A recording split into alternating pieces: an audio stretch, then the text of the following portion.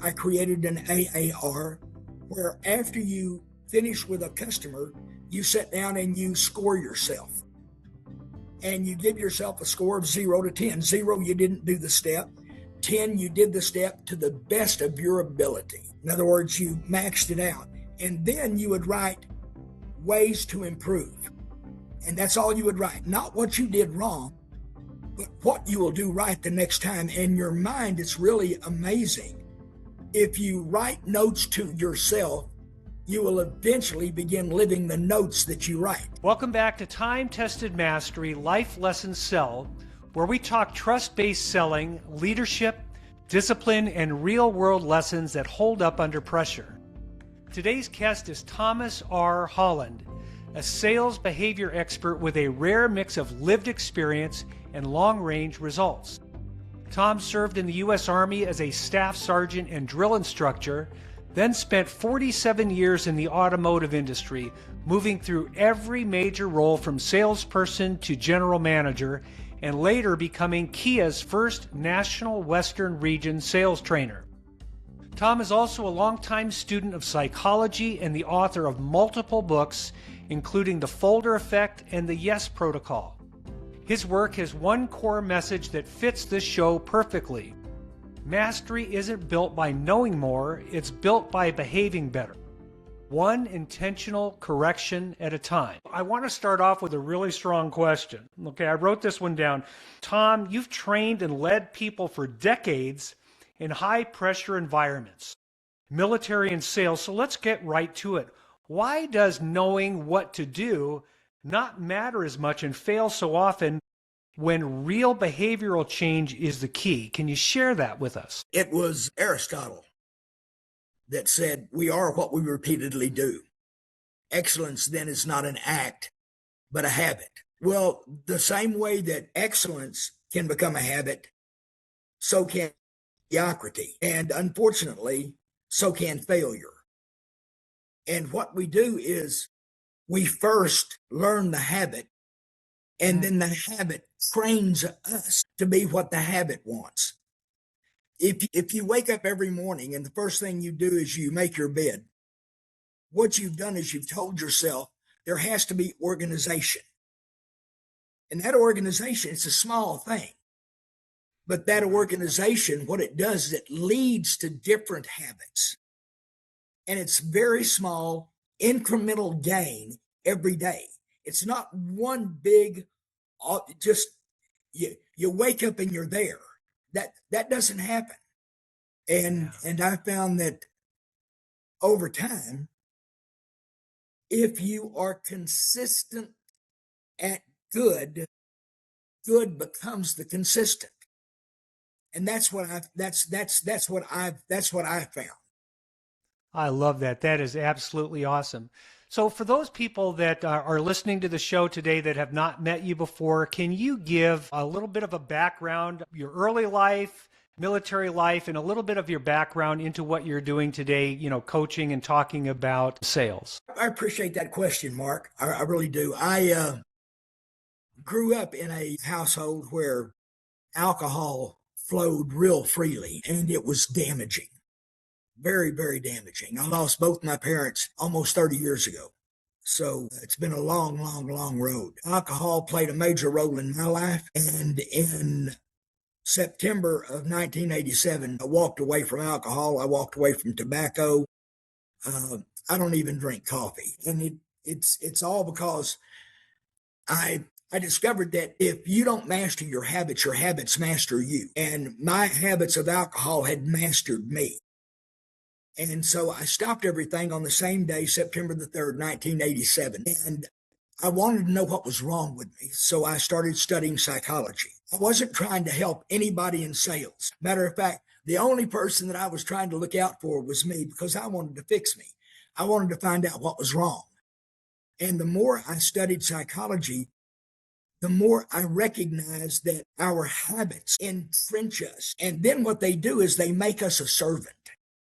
And I thought, well, if I'm going to be the servant of a habit, it needs to be a good habit. And so I started trying to train myself. redirect myself. I had been in the automobile industry for almost 9 years when I recognized that I did not want to be in sales directly. I wanted to help other people. And I had been number one closer on the floor, number one salesperson on the floor, moved into management, and it just seemed like that was another just simple niche. I'd been a drill sergeant for 2.5 years in the military. I had made my rank of E6 in 3 years, unheard of. But I'd always leading people was something that was easy for me. But I found that a lot of times what we do in leadership is out of necessity to almost apologize for what we have learned, because what we do is we teach others the same thing. That was a problem that I could not stand. So I wrote a book in 1991 called Auto Sales Dynamics. The book was really popular, and I had committed a mortal sin with it.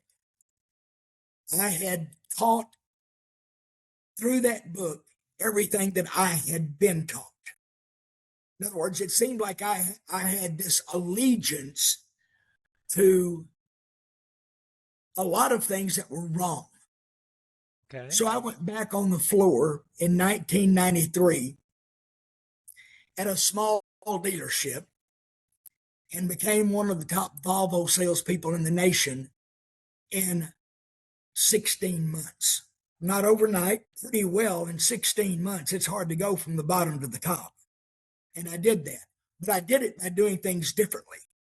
I recognized that our opening, in almost every case, our opening is our worst step in any selling.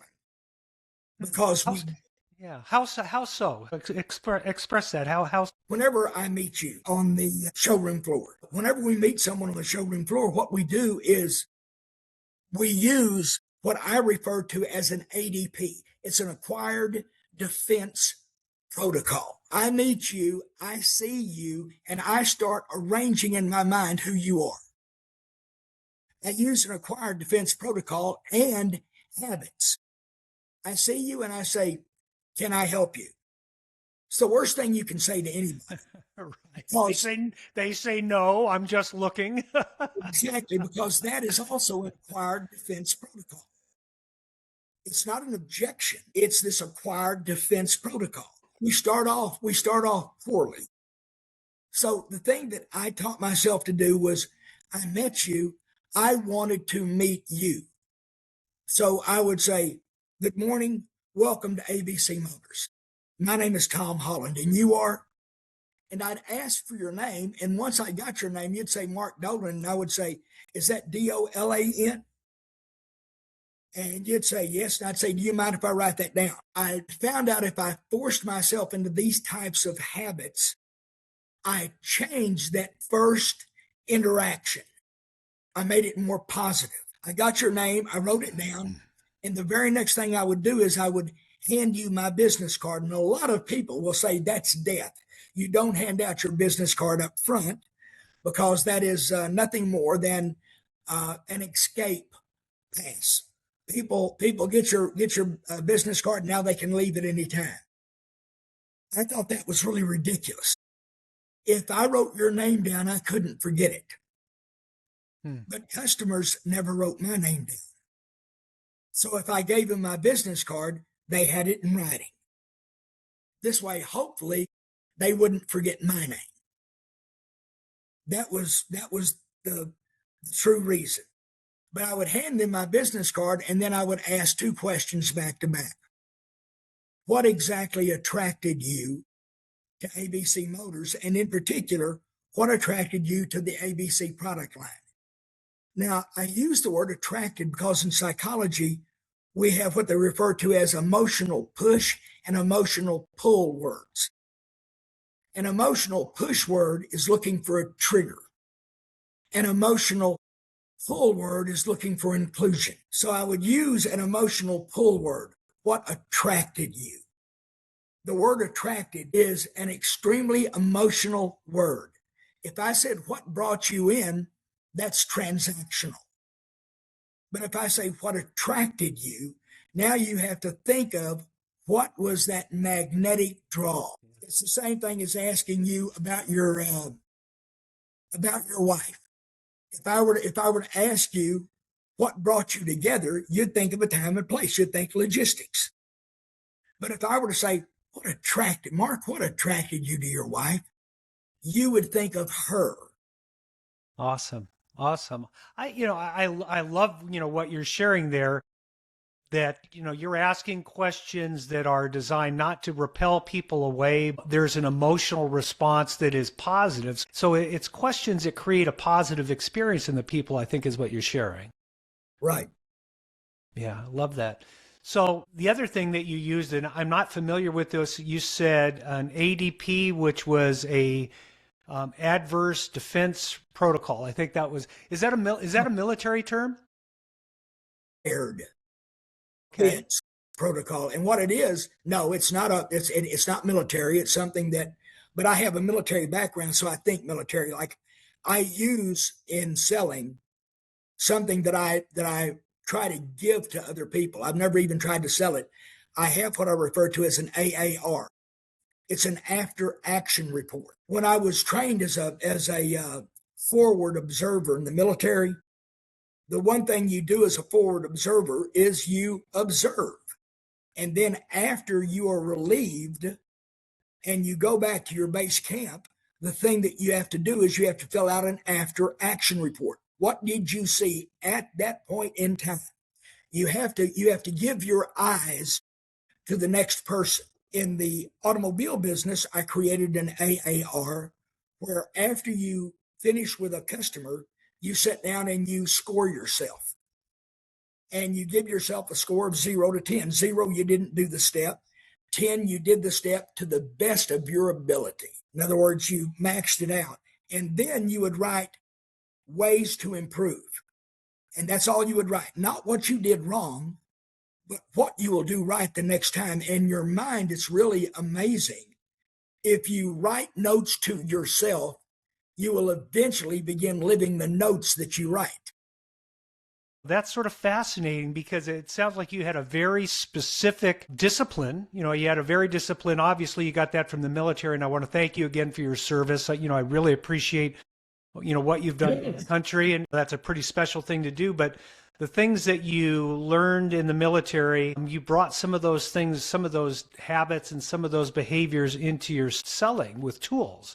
And one of them I'm hearing is that you were constantly evaluating and reporting on what you were experiencing so that you can improve. Yeah. Was that conscious? Yeah, we have a tendency to move from meat through the experience. At the end, we go back to the meat. We go through the experience to the end, and it's just this circle. And the thing that I wanted to do was I wanted to break that circle. And the whole idea was I needed to adapt and evolve. But I couldn't adapt and evolve if I didn't know what I needed to do. So I had to grade myself on what I did and say, okay, I'm at a 7.5. How do I get to an 8? Not how do I get to a 10, but how do I get to an 8? Once I was at an 8, how do I get to an 8.5? And the whole idea was predicated on I need to take these small steps to get better. And as I get better, I'm conditioning myself to that one goal, constantly getting better. Yeah. Well, absolutely wonderful. I mean, very, very clearly, I'm hearing that you didn't just do your sales career as an accidental exercise, that there was a lot of thought put through it. One question I was going to ask you is you had mentioned, the alcohol thing. Did you stop the alcohol before you went into the military, or was it before you went into business? At what point in your life had you done that? I went into the military in 1971. Okay. So that predates my stop of alcohol. I went into the car business in 1979. I had made a lot of money. I let my habits lead me, and I was just a total wreck. I won't go through it all. 1991, when I wrote my book, Auto Sales Dynamics, I wrote a companion book called Finally Home Sober. And it chronicled that, and it sells even today in the recovery industry. The whole idea was I had a problem, a serious problem, and I just stopped it. I just said, that's it, done, no more. And a lot of people said you can't do that, especially because I was deep into it. I had a lot of problems. I got in a lot of trouble. If you can tell your mind that you will do something with repetition, you will do that something. It doesn't matter what it is. Yeah. Well, that's a powerful statement to recovery for people that have an alcohol problem. And I'm one. I understand. I'm almost 15 years sober now, so I understand the deal. So very clearly, there's a lot of people that are listening today that, 25% of the population have addiction issues or they have problems. And that means that 100% of the people in the world know somebody that has that problem, if they don't have it themselves. So it's a widespread problem. But one of the things that you shared is that, it was a train wreck before you solved that issue. And then it sounds like you had a whole rebirth for the rest of your life after you stopped that. I did. It was once I stopped, and it wasn't the stopping of alcohol. That was one, of course, that was a major deal. But I started studying psychology. And once again, it wasn't to help you. I didn't know you, so I wasn't going to help you. Okay. I wasn't going out on that limb. I was doing it because I wanted to find out what was wrong with me. And I read a book called De Tomaso's Error. And when I read that book, a light went on. And trust me, I had already been through the Corsini Encyclopedia of Psychology. I mean, I had read because I just wanted to fix me. My family was broken. I'm not going to go into that, but there was a lot of issues, and it was all alcohol related. Right. And so I kept trying to figure out, how do I fix me? How do I fix me? How do I fix Tommy? And then in De Tomaso's Error, it basically told me, you're wired. You're hardwired. This is who you are. Figure a different path. This path is dangerous. This path will always lead to destruction. Just choose another road. Just choose another path. And that was what I did. Awesome. Awesome. So you've written a few books, a couple of books. And so I had a couple of questions that I had written down. You say that behavior, not training, is the real lever of mastery. Can you share a little bit about that? Because I know there's a lot of agents that go out and they say, well, I'm going to get some sales training. And so people will say, well, I have training, but you're talking about behavior is the difference. Can you talk about that? Yeah, training is, look, we all require that. We all do. I train myself daily. I'm always looking for the next step. And so I'm always reading. I'm always looking for something that will help me. But you can be the most intelligent person in the world. You can be the most highly trained individual in the world. But if your behavior doesn't follow, then I don't care how well trained you are. If I get up in the morning, first thing I do is I make my bed. The next thing that I do is I shine my shoes. I spit shine my shoes every day. Now, that is a behavior, but the behavior itself, it tends to lock me into certain programmable behaviors that set the stage for my day. I know that I can do certain things and I'm going to benefit from them. Training is good. You say this. I followed the University of Indiana University this year in football, and that Kurt Signetti said. He said that first you form the habit, then the habit forms you.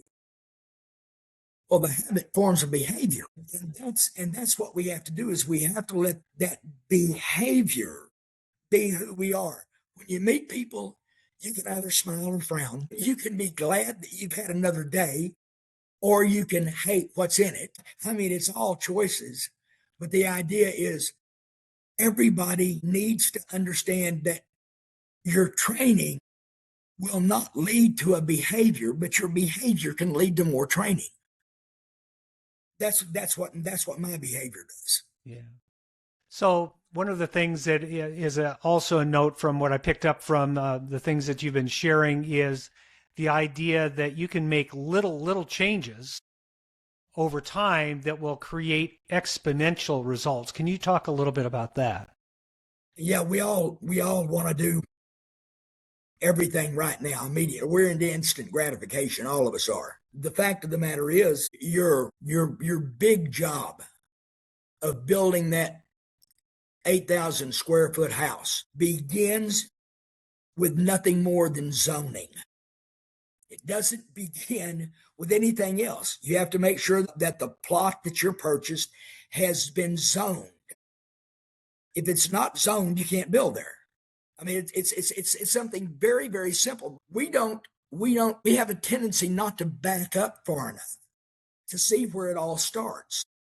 And then what happens is we get about halfway in and we step on that rake. And that's what almost everybody does. They just end up stepping on that rake. And I made a decision a long time ago that every time I started to do something, I would back up, see what I had to do, and go from there. And I would take each incremental step to ensure I didn't step on the rake. And that to me it's the biggest plus in the world, is to understand that if I meet somebody, the first thing I want to do is I want to get their name.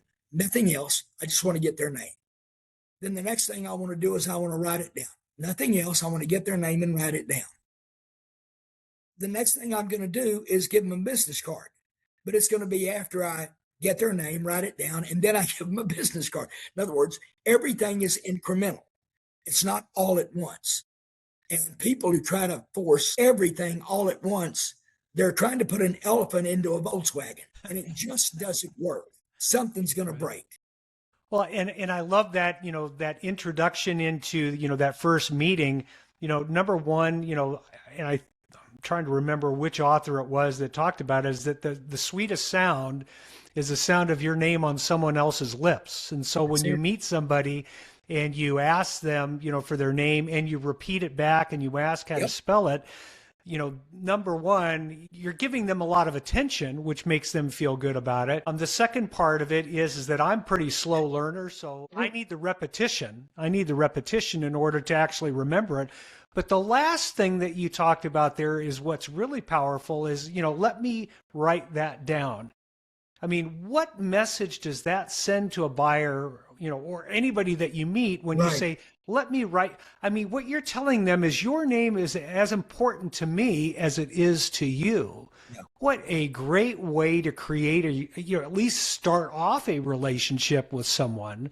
That is so powerful. So another thing that I picked up in your notes is that there are some things that we unconsciously do, that salespeople are doing unconsciously all the time, that are deal killers and are driving people away. What are those things looking like? Let me begin with this. There are three things everybody wants to know. And if I could get if I get every person in the world just to understand these three things, if you could get these three things down, then the rest of your life is easy. I don't care who you meet. But there's three things everybody wants to know. Three things I want to know. Okay? There's three things that you want to know. The smallest child wants to know those three things. It's, do you see me? Do you hear me? Am I important? If I can convey to you that I see you, I hear you, and you are important, and I can do that in the first 15 to 20 seconds, then I have the remainder of your time. Time is a commodity. You have to spend it well. Nobody wants to be rushed. Nobody. And I tell everybody, and this is just a part of what I tell them, nobody is worried about how long something is taking until they ask you what's taking so long. And what we do is we think that we're taking too long, so we try to rush things. And that's pushing that elephant into that VW. That's all that is. And so I tell everybody, you don't do that. What you do is you let people know where you're at, when you're selling, how long something is going to take, where you're about to go next. Everybody wants a guide, but they want to know what's the map. They want you to lead them through the territory, but they want to know there's a map. And we don't let them know there's a map. We just sort of bring them in and just sort of rush them through, and it's a cattle shoot, and they're just rating. All they're worried about is you've got a nail gun at the end of this, right? So we have to be extremely careful of how we begin the interaction, so that every step thereafter is a joined step. It's not singular in nature. You're not leading someone. What you're doing is you're walking alongside of them, and you're the guide. So they keep looking to you for what's next, what's happening. But as long as you're walking alongside of them, they don't feel like they're being pulled, pushed. They don't feel like they're being forced down some dark alley that they don't want to go down. Yeah, that's wonderful. I share with salespeople, and I probably use a little bit different language. I talk about emotional safety, that people have. They have their guards up. They're pushing you away, and the three things that you talked about, and the way that you have overcome it in the first 30 or 45 seconds of getting to talk with somebody is such a great start to create that bond and that emotional safety. What's one behavior? If that's not it, is there one behavior that you would share with every salesperson to start doing immediately today to turn their career around? What's one thing that you would tell every salesperson they need to be doing if they're not doing it already? Everybody needs to do an after-action report. Everybody. I don't care who you are. You sit down, and what you do is you critique ways to get better. It is a conversation starter. That's all it is. And what I would do is Mark, I'll be more than glad to share this with you. I'll email one to you and show you exactly how I designed it, how I built it. Okay. But that after action report, it tells you what I have seen. As a forward observer, that's what an after action report was all about. It was all about what I have seen, the terrain, what it looks like, where are the gaps, where are the valleys, where's the thickest underbush. So you would look at all of this, and you would hand it to the next guy that's going out into the field, because that guy wants to know the lay of the land, and that AAR gives him that. But it also tells you, when you go back out, you know exactly what you're looking at. And if there's areas to fix, you know those areas to fix. In sales, all you do is you list out your steps, whatever those steps are, from the meet and greet to the close. Whatever those steps are, you list them out, and then you grade yourself. I found in the car business, if I use 10 steps, if I get a score of 70, I almost always make a sale. If I get a score of less than 70, just like school, I almost always fail. Probably not. Yeah.